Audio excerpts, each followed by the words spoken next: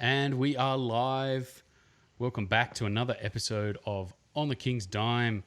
We are back to break down the Southeast Melbourne game from the weekend. It was a decent game. Should we just chat a little bit about Southeast Melbourne in general, their year? Yeah, I think that they were the enigma at the beginning of the year. We were like, oh, they shouldn't really be winning that much, and we were correct. They just couldn't bring it home. Didn't have the bench depth. I think, you can only go so much to Roberson, kind of pick and pop and expect a win. Mitch Creek tapered off a little bit, but I think that's due to heavy minutes, and obviously he's injured and out next week. Yeah, that was bad, man. Like, I remember I text you, like I was regale everyone on my tales of always overreacting over the last 5 years whenever there's an injury in the NBA. Oh, season, he's out, career ending. He's gonna die, man. They're gonna take him out back and shoot him. But he came back out. I said to you straight away, oh, it looks like ACL or something, man. That looks worse than just your run of the mill injury. And he went back to the locker room, came back out, so it couldn't have been like that bad, but still it looked not good. Yeah, For his Olympics coming up, yeah, not good. Yeah, I don't know if he's going to make that Olympic team. Although in saying that, there's a couple of positions that probably have been opened up now due to some happenings in the NBA. And if you want to find out about that, tune into Aussies Taking Over the NBA, where we go over all your NBA. Just put a shameless plug in there. Yeah, but seamless, very seamless, good stuff. No backup center. Ty Wesley doesn't really work. Dane Pinot has been found out. He's still young, can't really shoot at the elbow. Is he a candidate for, hey, not a bad season, good effort type of thing yet? It's not great type of thing. It's a little bit like Adnam. Adnam's a candidate for good stuff, man. Real try, great stuff, great season. But really, it's like it's not great. Yeah, it's just one of those things defensively. You can't really. His plus minus is terrible. It seems like when he gets on the floor, he can score, but then he just gets kind of trounced at the other end. And same with Pinot. Pinot's not really a shot blocker, and he's not really anything really, because they don't have any rebounders. They're quite small guards. Ben Madgen hasn't really been anything of what they expected, I think. At times he's looked okay, really but struggled coming. But he's old. It's like 34. Yeah. Coming back from Europe. King's royalty though, so I'm not going to say a bad word about him, but no, I'm not going to say a bad word about him. But coming back from Europe, back to Australia, probably had a bit more pedigree than some of the other players in the team, and didn't really step up to meet that. Roberson played well, but again, undersized guard who probably isn't the best defender on earth as well. You kind of see what you have when you have good defending guards and when you don't have that. And I think they just got found out by a lot of teams. You kind of take away that downhill screen, pick and pop for Roberson on 3-point line, then it's kind of maybe a bit of mid-range, not really much finishing around the basket outside Mitch Creek. And you get, I think that what they lose, lost 10 of their last 11 games or something. Yeah, something crazy like that. I think they were on five losses in a row at one point there. Really sort of dying in the middle part of the season. Man, Mitch Creek, like, he kind of struggled towards the end of the season, like really, really looked like he was laboring all those early minutes, as well as like his shot kind of disappeared too. I felt like we were gapping him in that second last game, and then in this game we kind of just let him. Yeah, man, you can get some buckets if you want to, but I thought he struggled in this game as well before he got injured there late in that. But you're right about Roberson. Roberson was really hot to start the season, and then now, at the end of the season, he kind of cooled off, and that's kind of a reverting to the norm. And then now he's, Robert's gone. He's out of there. So I don't know where this Phoenix franchise is going to go. Ty Wesley also was injured for most of the season, and he kind of struggled in parts. Like he's the kind of guy that if you didn't have Mitch Creek, you would just have Ty Wesley as your main scorer, and you probably would be a decent team if you built around him as a scorer. But I think there was just kind of too much in the small forward area, not enough rim protection, not enough kind of scoring at center. And Adnam off the bench, he had 19 points in this game. It was a pretty solid game from him. Good scorer. Like Adnam can score the ball very well. Sleek, good shooter, but just gets absolutely trounced on the defensive end. And It is a defensive game in some instances. You have to look at plus minus. I think, what was he last year when he played for Sydney? Something like minus 108 for the season when Adnan was on the floor. It was something absurd. Yeah, I got it here. I will just pull it up here. We got on my bank of stats, Kyle Adnam a minus 72 for the season. That's a huge plus minus. And in the last 8 games, he was minus 70. So it was mainly towards the end of the season where he was just getting destroyed. I wonder if that wasn't a kind of coming to fruition of other things that were happening at the Kings, but just saying. Yeah, no, that's fair enough. But we also lacked that power forward last year compared to this year, where we actually have a pretty solid sort of, 4 plus backup 4-5 combo in Kickett and Xavier Cooks, who quite quietly has just seamlessly just come into this team. It was like, oh, sweet. It's like he's here all season and can play center. Nice. Can play all 5 positions pretty much. Still a little bit sketchy with the ball in his hand.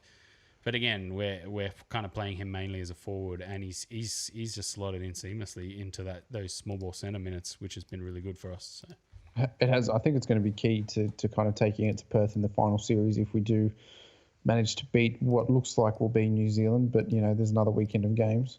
So that will be key, I think, in those matchups, and taking Plumlee pretty much off the floor and matching up against Kane, a small ball centre lineup. But yeah, I mean, this game went to overtime. I think they did well to take it to overtime.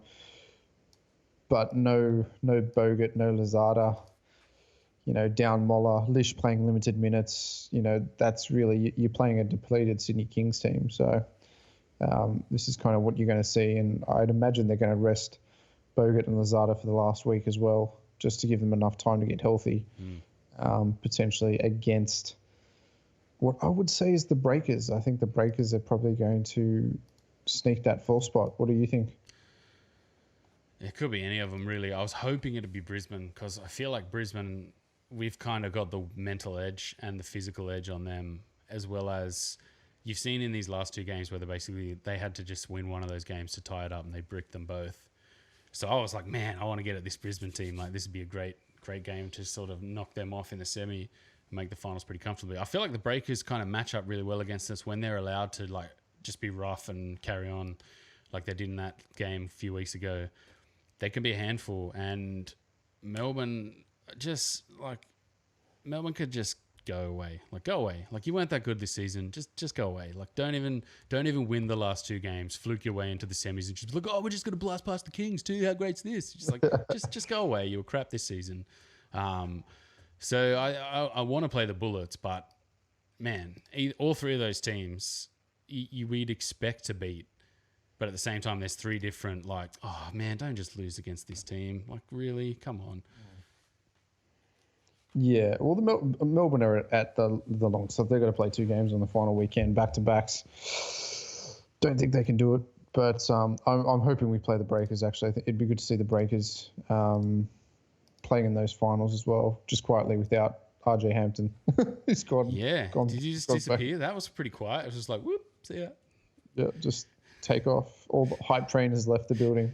Pretty much for both of those, like LaMelo and RJ, were they on the same plane out of here? Pretty much, yeah.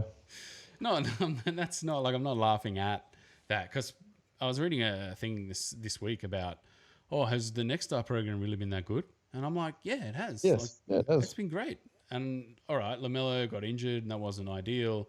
Even playing in not the greatest team for him, even he was like a very raw young kid playing in his first sort of real season. RJ as well. Like, I felt like RJ was the same, where you can see it. Like, you're there going, I can see what this kid can be. It's the same with LaMelo, but it's not there yet. Like, you're like, it's not there. Like, and it's probably not going to be compared to some of the first round picks over the last few years. There's very little hype train around this year's draft. It's not really a hype train. Weird class this year. It's a weird class, very guard heavy class again. Not a lot of centers in the field.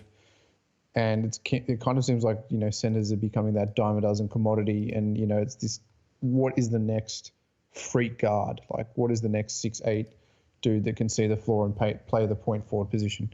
Because I think that's what every team kind of wants now, is the skilled 6'6", 6'7" ball handler that can play point guard and shoot the ball. They're all searching for the unicorn. And is LaMelo the unicorn?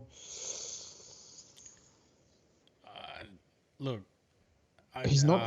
yeah, I don't know. It's such a I don't know, man. He could be, but he needs to get a bit stronger. I don't know if his IQ is really like. You don't watch him and just go, man, this guy's got all the smarts. Like he's got like freakish bursts of like, whoa, like wow, like that was pretty mad. But you don't sit there and you just don't go, he's got that fundamental magic. That look at some of the guards that have been the dominant guards. Like it's hard to compare people to Curry because he's such a freakish shooter. He's an underrated kind of all around player, but he's the benchmark. I don't think he's like that. If you look at Simmons is a weird one where he doesn't shoot. Ja Morant this year has been pretty good, and that's kind of like you're getting towards what LaMelo is, like a just whoa, just crazy highlights play, like this is mad, like type of thing. And I don't know if that wins championships really. Like, no, it doesn't. It wins you games, but there's 82 games in a season, so it's not going to win you many.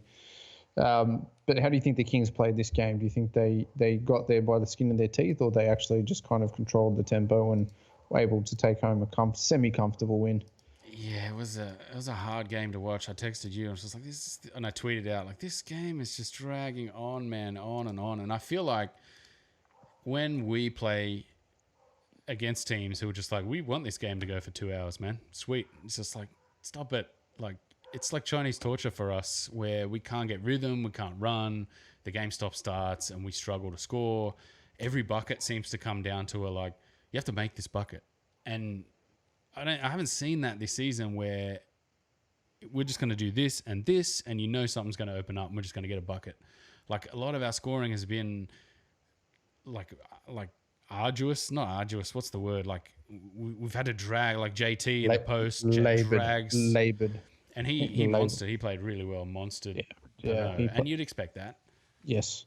They just slowed this game down. Very unlike Phoenix, because Phoenix want to run against teams. They ran against us a couple of weeks ago, and we just pretty much destroyed them. So they tightened this up a little bit. I thought Ty Wesley played all right, but just JT, like offensively and defensively in this game, he was just a monster at both ends. I think Cook's played it extremely well as well, and Deshaun Taylor. Still, Casper Ware's shooting woes. Shot the three ball a little bit better this game, but as a whole, just unintelligent shots. I think it was like 37% from the field this game. It's high volume, but do we want high volume or we want efficiency? When you got like guys like JT, you can score efficiently. Who should we be running the ball through more? A guy that's shooting 36% to 40%, or a guy that's shooting 60% plus? Well, you can't always go to JT, man. Like you've got to that's what I mean about the stop-start type of game. When we're like using JT as JT's here and he gets one step, bang. Like you're just like, oh, they haven't pulled that out in like 6 trips down. Damn it. Like we weren't ready for that. That's all right. But then like we haven't seemed to have that rhythm with Casper this season, and he's kind of struggled. You said he shot 38% from the field, 46% from 2, so 6 of 13. The one thing I will credit him with, though, is at the end of the game, he just went to the basket. And he was just like, yes, thank you. Go to the basket. If your shot's not falling, he hit a nice floater off Pinot sort of near the end of the game. I think it was one of the last buckets before overtime. I was like, thank you. Like, that's what we need to do. Like, the last couple of weeks, he's tried to shoot his way out of trouble, and he struggled. So that was good to see. Did he feel like he stepped back and tried to do a little bit more with the ball this game, or try to stay off ball? He let the second unit come out and do a little bit while he was off ball. He tried to be a little bit off ball, but it's hard. He's such a ball dominant heavy guard.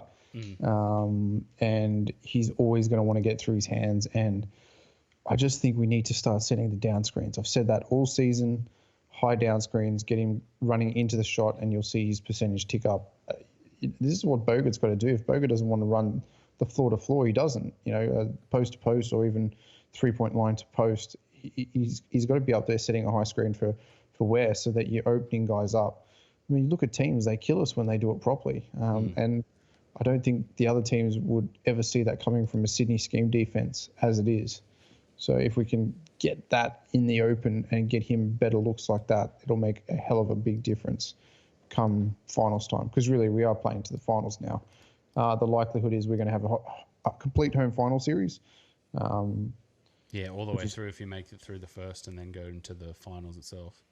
Yep. Start with home court. That's good. So we did secure that. Did we secure it this week or last week? We secured the finals 2 weeks ago, but home court is still technically unsecured. Perth, I think, have a game if they win by 30 and we lose by 25 or something like that. Yeah, 25 and 25. I think it's a 49-point difference, which is highly unlikely. Very highly unlikely. So it looks like home finals will be secured. Touch wood, yeah. Touch wood. And you'd like to think that we could actually get through to the final series this season. You would like to think. Yeah, man. After last season, just that Melbourne fiasco, it's like we took your player now. So, you can't beat us with Casper Ware just endlessly running him into down screens. Even Golding's woken up the last couple of weeks too. He just had a crazy game the other night. That's what I mean. Like, go away. Like, don't make the finals, Melbourne. Go away. You didn't have a good season. Just you don't deserve it. Let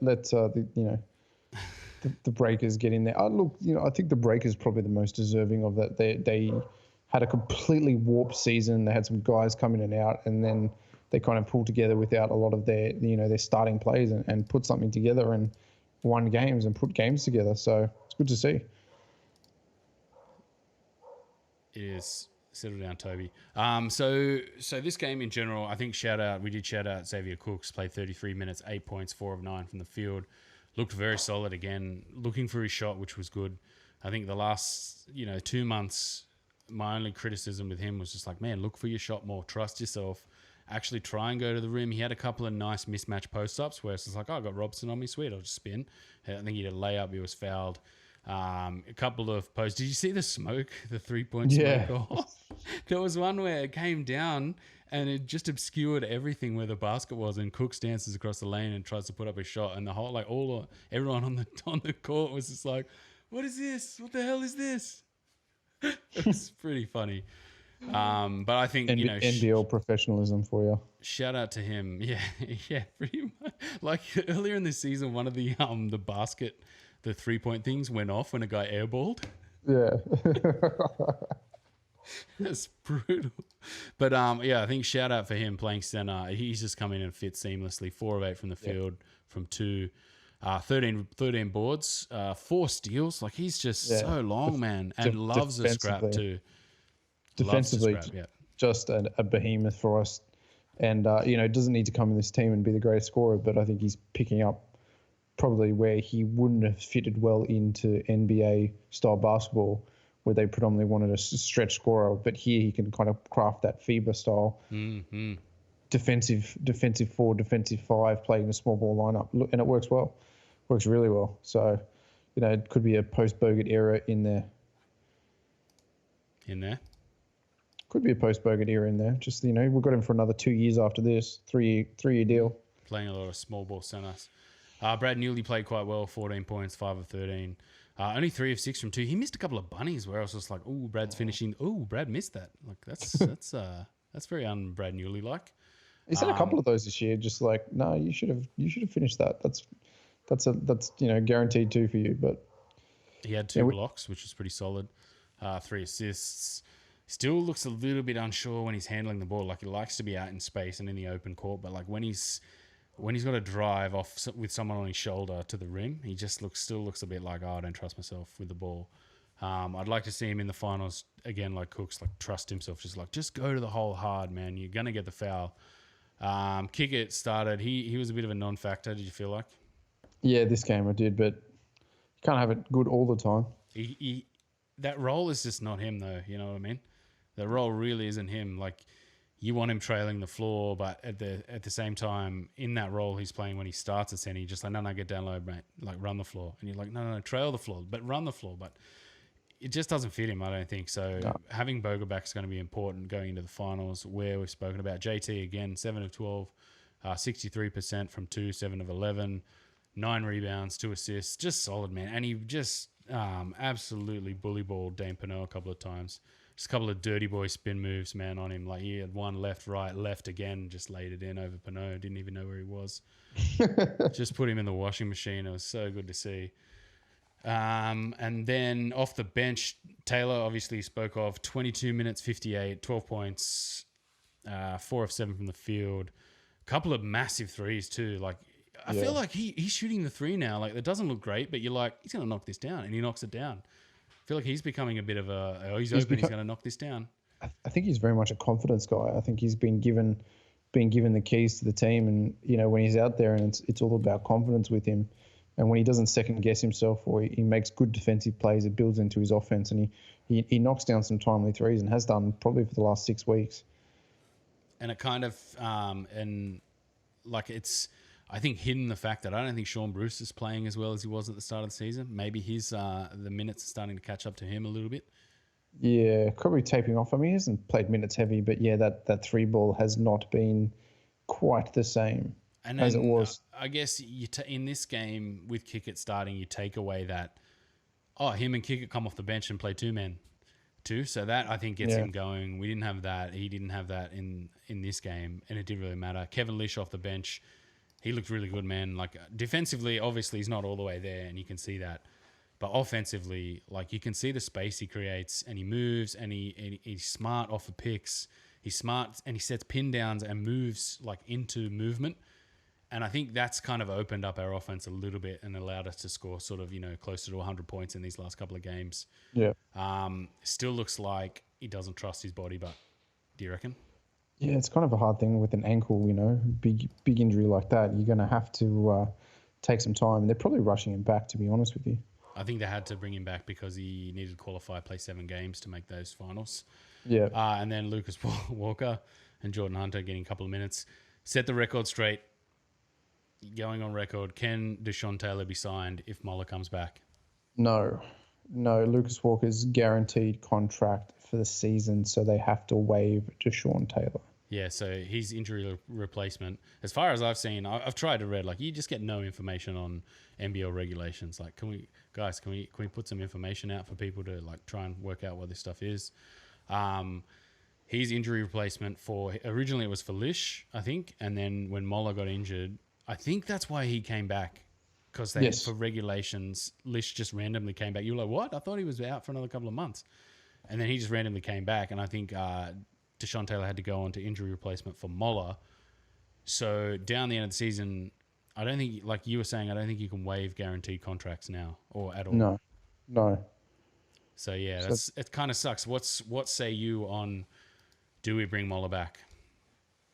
Yeah. Oh. Yeah, man. I was thinking about it a lot in these last couple of days. It's like, oh man, we miss Moller, like that extra guard rebounder. Cooks has been good, but we kind of miss Moller. But you'd also miss that kind of secondary ball handler on the 2-man unit. That third sort of pest guard too. Yeah. Yeah, he's a good pest, and he'll work well going in against Perth. You kind of want him for that series. And Moller hasn't matched up typically well against Perth, so tough. What are your thoughts? I think you probably leave him on the bench for the finals and bring him back next year. Yeah, yes. You bring back Moller, you're saying? Yeah. Yeah. He also hasn't played enough basketball. You can't just bring a guy back into a final series. That's true. But I've seen him last couple of weeks, man. I've seen him training, and I'm like, what's going on here? Like, you shouldn't be running around a lot here. And it was only a surgery, like, to relieve fluid in his ankle. So it's not like, oh man, he had a break or a strain or he needed rehab. Like, they were just removing fluid, so he had to have a surgery to, remove some bone and clean his ankle up. So I don't know. Maybe we're playing a little long game with some of that. I'm not sure. Not 100% sure, but I suppose we'll see next week. And anything else? No, from this game. Will Weaver loves Lish plays. He does. I love when Lish plays. We really need him in the playoffs. I think we've covered pretty much everything. Refs. Let's talk about that foul at the end of that game. How much was that foul? Just like, just tie the game up, send it to overtime. Like, dude, what was that? That was ridiculous, man. Yeah, a little bit of cooking in that one. But that was absurd. I watched that back about 6 or 7 times, and I'm just like, he doesn't like put his hands on him. He just jumps up like that. No, not into him. I was just like, whoa, what is that? Brutal. It's they obviously need some revenue bump, or they need Perth to win. So yeah, it felt like a little bit of let's just send it to overtime for fun. But yeah, the rest weren't that bad. They slowed the game down a little bit too much. Just quickly, I'm looking at the box score here. I just wanted to show everyone who's watching on this stream. Look how you won't be able to see this, but look how small this freaking box score is on my window. Like you get like 3/4 of the window is the Kings round 19, and the thing at the bottom telling you about all the stuff, and then the box score is like this. And I've got to like scroll in, like fix your website, NBL. Just wanted to highlight that. All right, we'll move on to MVPs now. MVP 321 MVP.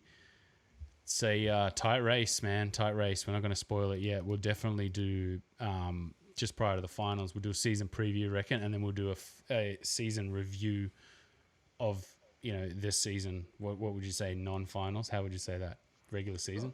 Yeah, you could probably. Yeah, I don't know. You could. We'll talk about that off air, but you probably lump the finals into the MVP race to make it interesting as well. Yeah. All right. Do a postseason wrap that way. So you're 3-2-1. Tate 3, Cooks 2, Ware 1. Tate 3, Cooks 2, Ware 1. I went Tate for 3, Cooks for 2. Actually, I went other way around. Cooks, I think, was more important in that game. Tate got the 2, deserved 2. And then I kind of like Newley's game. I kind of like Deshaun. I think I'm going to give it to Deshaun. Deshaun Taylor. So that rounds out MVP. Now back to or over to week by week final round. Shout out to Paul Fox and Jenny Fox and am I going to brick this name? Brendan Indiga? Hopefully I didn't brick that. Hopefully he doesn't listen. He's just in on the podcast, and the NBL Pocket Pod, who are on 71. Paul Fox is on 76. Brendan Ngiga 75. Jenny Fox 72. NBL Pocket Pod 71. You're on 69. I'm on 68. Ooh, so the final round, you and me, man. I'm gonna have to just go like off break, just to get some points to win the game. I can't just go. Or just Sydney, phone it in at the end and then just be happy with like the Tour de France where they're just happy and then like no one fights at the end of the thing. They're just like, oh, I'm happy with second. It's all good. All right, Sydney Kings against the Hawks. You got to put the Kings. Yeah. So we're both Kings for that. Does this round start early? Because isn't the Kings on Friday night? Yeah, does it start Thursday? So this round must start early. I'll just quickly go and check that right now. Thursday. Melbourne and the Taipans. So Cairns Taipans at Melbourne. I'm going to go Melbourne. I'm going Types. I'm going Types. It's like the line. I'm taking that one. Phoenix at the Breakers. Breakers. Ooh, yeah, no Mitch Creek. I'll go Breakers as well. Oh, man, like Ty Wesley game? Suicide. Just crazy Suicide. Ty Wesley game? No. The Breakers is choking? No. Oh, no, I'll go Breakers. I think the Types is a pretty solid pick. And then the Breakers, Kings at the Hawks. No, Hawks at the Kings, rather. That's Kings. Taipans at Bullets. Ooh, now that's a Brisbane derby. That's a tough, or Queensland derby. That's a tough game. 2 away games for Titan. Yeah, I'm going to have to go Bullets on this one. Bullets. Ooh. I think the Bullets are gone, man. Taipans. I'm going Taipans. I have to go Types.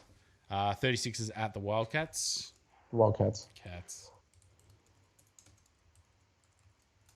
And then United at Phoenix. Melbourne derby. Yeah, and United.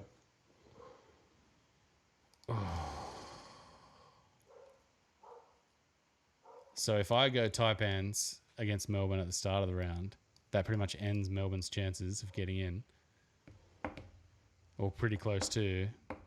I'm going to go United as well.